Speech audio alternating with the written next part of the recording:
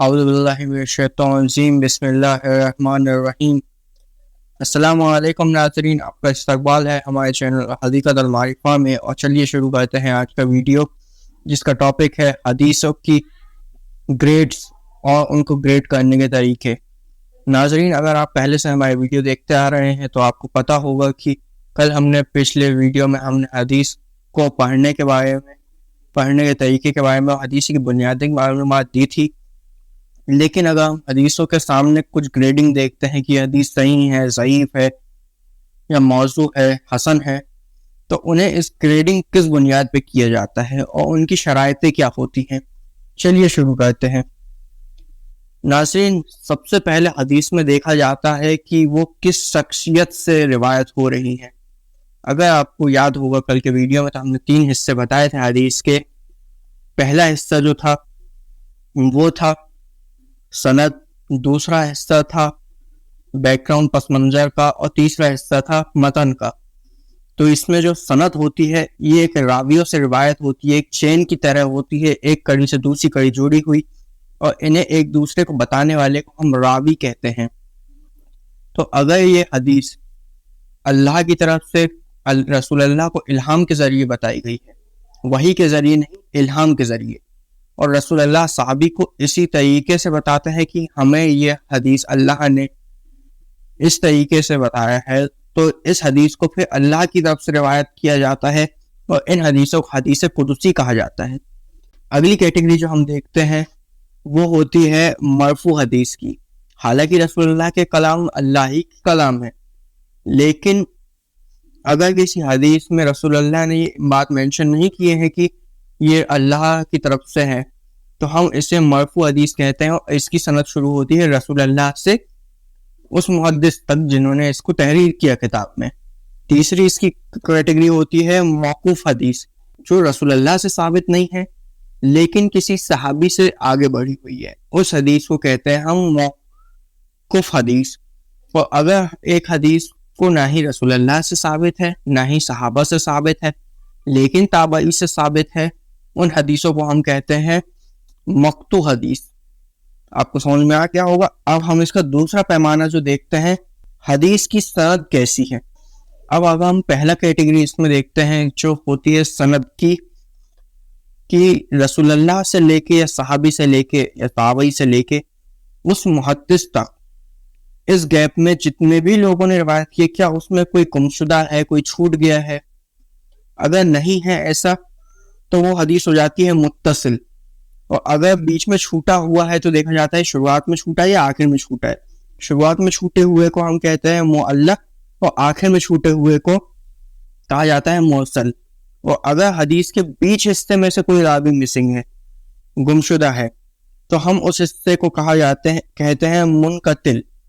اور اگر بیچ حصے میں 2 یا 2 سے زیادہ راوی مسنگ ہے تو ہم اسے کہتے ہیں معدل۔ سب سے ٹاپ کیٹیگری متصل، اور سب سے لوئسٹ کیٹیگری معدل۔ سمجھ میں آ گیا ہوگا انشاءاللہ۔ آگے بڑھتے ہیں ہم۔ اگلی جو ہے راوی کی تعداد کے حساب سے، کہ کوئی حدیث کتنی زیادہ روایت کی گئی ہے۔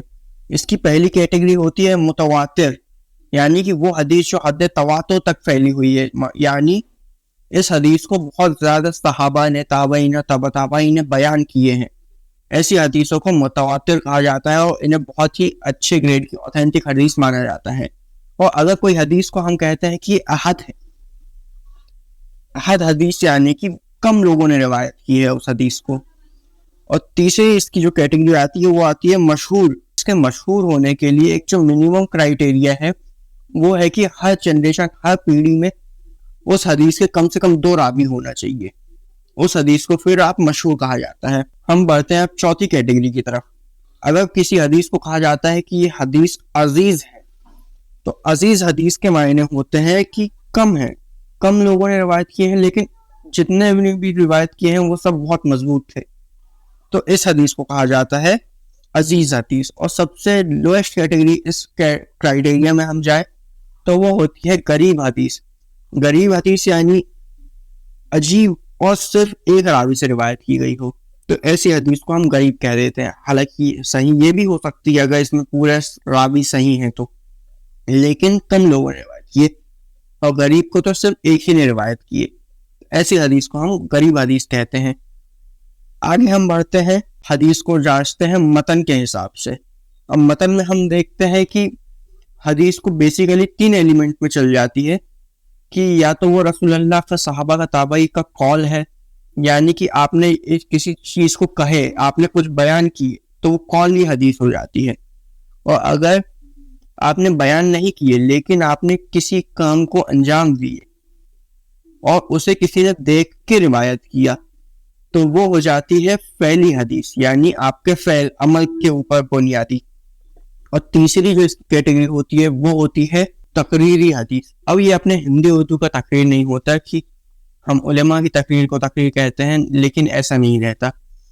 تقریری حدیث عربی میں اس کا یہ مطلب رہتا ہے کہ رسول اللہ موجود ہیں اور آپ کے سامنے کسی نے کوئی کام کو انجام دیا لیکن آپ نے اس میں اعتراض نہیں کیے, تو اس حدیث کو ہم تقریری حدیث کہتے ہیں. اور پھر اسی میں متن کے اعتبار پہ آتی ہے کہ کوئی حدیث منکر ہے. اب منکر ہے سے کیا مطلب ہوتا ہے؟